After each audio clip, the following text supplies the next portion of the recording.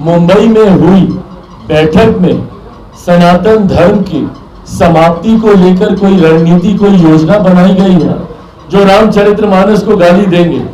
जिस विभाग की जिम्मेदारी है उस विभाग का भंटाधार वो लोग करेंगे। बिल्कुल सही बात बोल रहे हैं वो, और इस बात की आशंका तो मैंने पहले ही जाहिर की थी।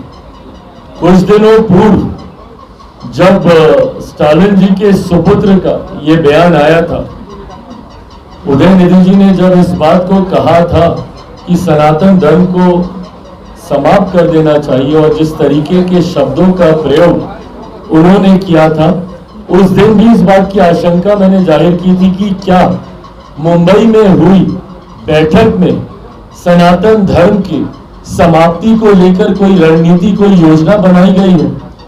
क्या वहां पर ऐसी कोई चर्चा हुई है जिसके तुरंत बाद ये बयान सामने आया है।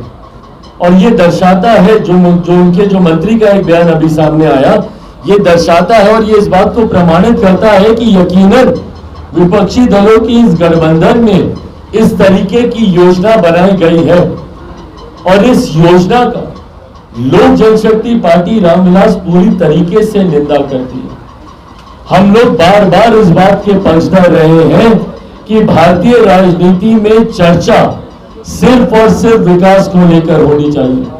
भारतीय राजनीति में कहीं से भी किसी भी जाति, किसी भी धर्म या किसी की भी आस्था को लेकर चर्चा की गुंजाइश ही नहीं है। किसकी आस्था किस धर्म में है, कौन किस धर्म का पालन करता है, किस धर्म का पालन नहीं करता है, ये पूर्णतः उस व्यक्ति विशेष का अधिकार है। ऐसे में किसी दूसरे का अधिकार नहीं बनता कि वो किसी के भी धर्म के बारे में किसी भी तरीके की कोई भी टिप्पणी करे। पर आज की तारीख में कहीं ना कहीं ये फैशन बन गया है, और इस फैशन के जनक हमारे प्रदेश में भी रहे भैया, जो रामचरितमानस को गाली देंगे। जिस विभाग की जिम्मेदारी है उस विभाग का भंटाधार वो लोग करेंगे। उस विभाग से जुड़ी हुई किसी भी विकास की योजना को वो धरातल पर नहीं उतारेंगे, पर ऐसी ऐसी योजनाएं उस विभाग से जुड़ी हुई लाएंगे जहां पे एक धर्म विशेष की भावनाओं का के साथ आप खिलवाड़ करेंगे। छुट्टियां भी अगर आप लाएंगे तो उसी धर्म विशेष से जुड़ी हुई लाएंगे, उसी धर्म विशेष के ग्रंथ को आप गाली देने का आप काम करेंगे।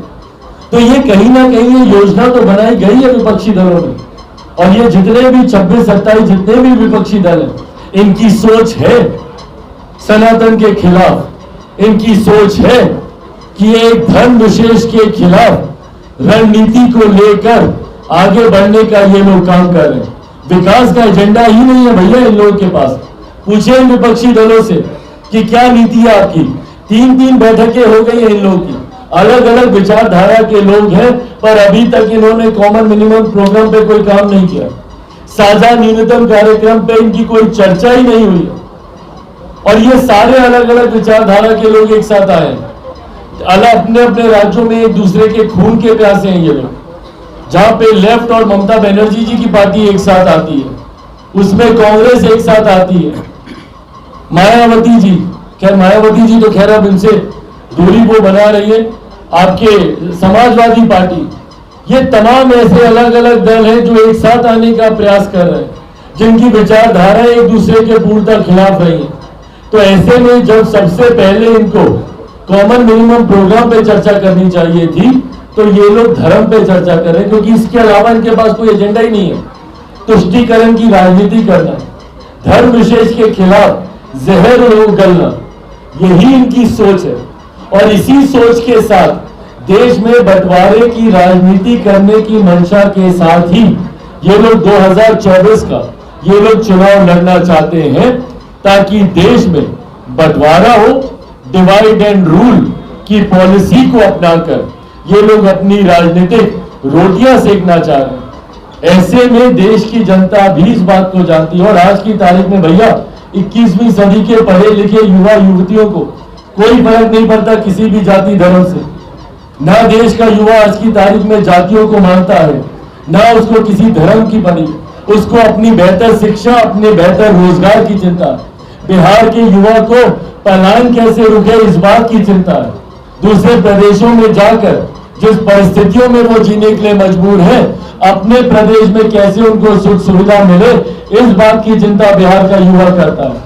तो ऐसे में जिस सोच के साथ ये विपक्षी दलों का गठबंधन आगे बढ़ रहा है, इसको देश की जनता कभी स्वीकार नहीं करेगी। भाई, किसी भी धर्म की कुरीतियों पे आप चर्चा करें, कोई दिक्कत नहीं है, पर किसी धर्म को ही नकार देना ये पूर्णतः गलत है। जब हम लोगों ने अल्पसंख्यकों में जब मुसलमानों की बात की, हम लोगों ने ट्रिपल तलाक को लेकर हम लोगों ने चर्चा की, ऐसे ही समय समय पर हिंदू धर्म या सनातन धर्म को लेकर भी कुरीतियों पर चर्चा हुई है। सती प्रथा को लेकर हो, समाज की अलग अलग छुआछूत की प्रथा को लेकर हो, हर कुरीतियों पर चर्चा हुई है। मैं खुद खुले मन से मैं चर्चा करता हूं कि जातीय परंपराओं को हटाना चाहिए। बिहार का अगर सबसे ज्यादा नुकसान किसी ने किया है तो इस जातीय व्यवस्था ने ही किया है। आप कुरीतियों पर चर्चा करें, पर किसी धर्म को पूर्णतः नकारना या धर्म को मानने से या उसके लिए अपशब्दों का इस्तेमाल करना, ये पूर्णतः गलत है। इसको कभी स्वीकार नहीं किया जा सकता। भाई, मेरी ताकत आज की तारीख में मुझे लगता है हमारे देश के युवा, हमारे प्रदेश के युवा और महिलाएं हैं। जिस मजबूती से जात पात धर्म मजहब से उठकर प्रदेश की महिलाएं और युवा बिहार फर्स्ट बिहारी फर्स्ट का साथ दे रहे हैं।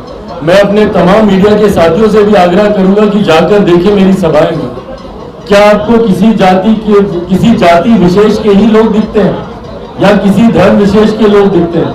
आपको हर जात पात धर्म मजहब से जुड़े हुए लोग मेरी सभाओं में, मेरी यात्राओं में आपको दिखेंगे। और यही सोच बिहार फर्स्ट बिहारी फर्स्ट की है। मैं जब बिहार फर्स्ट बिहारी फर्स्ट की बात करता हूं, मैं किसी जाति की नहीं, मैं किसी धर्म की बात नहीं करता। मैं हर बिहारी की बात करता हूं जो आज भी अपने अधिकारों से वंचित है। और ऐसे में वही प्यार, वही सम्मान और वही जुड़ाव मुझे बिहार की जनता से भी देखने को मिल रहा है। तो यकीनन ये सोच जात पात से उठकर साकार हो रही है। बिहार के 13 करोड़ बिहारी पहली बार विकास के मॉडल पर, विकास के नाम पर एकजुट हो रहे हैं, ये मेरा विश्वास है।